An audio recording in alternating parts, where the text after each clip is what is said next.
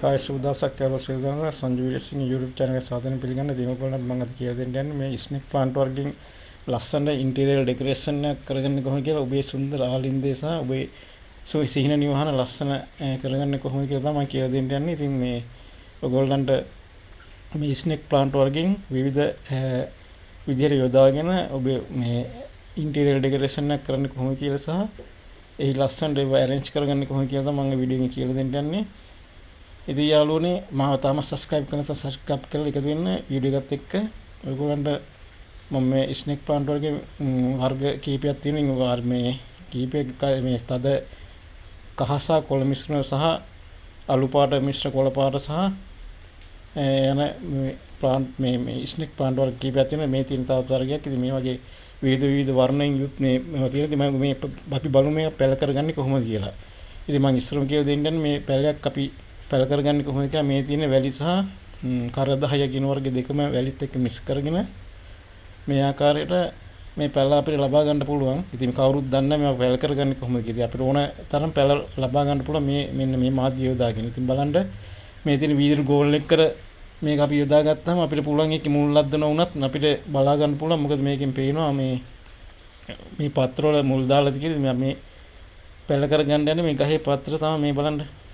ඉතින් මේක හරි පහසුයි. අර කර 10යි වැලි මික්ස් කරලා මේ ආකාරයට වීදුරු ගෝල් එක කර පුරවලා මේ ආකාරයට අපි මේ බඳුන් ගත කරලා තිබ්බම මේක සතියක් කියන්නේ දවස් 3ක් 4කින් මේකට මුල් ලදෙනවා. ඉතින් මේකට අපි අවශ්‍ය තෙතමනෙත් ලබා දෙන්න ඕන. මේකවල අපි බලමු මෙන්න මේ ආකාරයට මේකට ජලය පොඩ්ඩක් අපි මේක තෙත් කර ගන්නවා. මෙන්න මේ ආකාරයට මෙන්න මේ ඕගොල්ලන් දකින්න දැන් මේ ආකාරයට මේක අපි දැන් මේ වැලි සහ කර 10 මික්ස් කරගත මාධ්‍ය මෙන්න ආකාරයට මේ බඳුන් ගන්න. ඉතින් ඕගොල්ලන් දැන් මේ දකින්නෙත් ඒ විදිහට සකසාගත්ත විවිධ ස්නේක් ප්ලාන්ට් වර්ග තමයි මේ ඔයගොල්ලන් දකින්නේ. ඉතින් මේ ආකාරයට මේ මැටි බඳුන් වල තමයි මේ පළ කරලා තියෙන්නේ. දැන් මේ ඔයගොල්ලන් දකින්නේ ඒවා යොදාගෙන මේ ප්‍රධාන කියන්නේ හෝටලයක ප්‍රධාන පඩිපෙළක් දෙපැත්ත මේ ස්නේක් ප්ලාන්ට් වර්ගයේ වවාගෙන කියන්නේ බඳුන් ගත කරලා වවාගෙන මෙන්න මේකට ඉතින් අපිට හදා ගන්න පුළුවන්. ඒක ඔයගොල්ලන්ගේ නිවසත් මෙන්න මේ ආකාරයට කරගන්න පුළුවන්.